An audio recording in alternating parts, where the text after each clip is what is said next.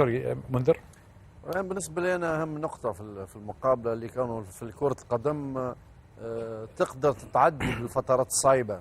يعني الفترات الضعيفة عادي موجودة في كرة القدم، لكن مش بالضرورة وقت أنت تعاني تقبل أهداف. يعني المنتخب المغربي التحدي الحقيقي هو القوة والعدوانية والشراسة على مستوى افتكاك الكرة واسترجاعها، وأكثر من ذلك وقت تجي عند الكرة قادر باش يمشي بتحولات خطيرة وخطيرة جدا. يعني شفناها ضد المنتخب العماني، شفناها في المقابلة الأولانية، حتى ضد المنتخب العماني هو ناقص لاعب بلاعب ويلعب ب10 وكان قوي في التحولات. اليوم نعم.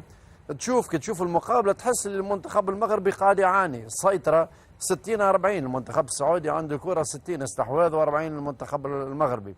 يلعب بدفاع منخفض ولا في وسط الميدان اغلب الوقت لكونه فما تضامن وفما شراسة وفما قتال على مستوى افتكاك الكرة.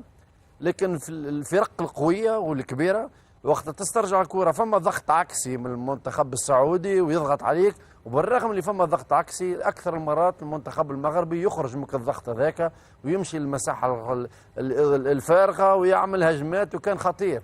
بولاكسوت عمل مقابله كبيره ياسر، الدفاع عمل مقابله كبيره ياسر، امتصوا الضغط هذاك. فما فرص للمنتخب السعودي لكن ما فماش خطوره كبيره. المنتخب المغربي اذا هو يعاني وما يقبلش اهداف ويخرج منتصر ننتظره تمشي بعيد في الدورة هذه.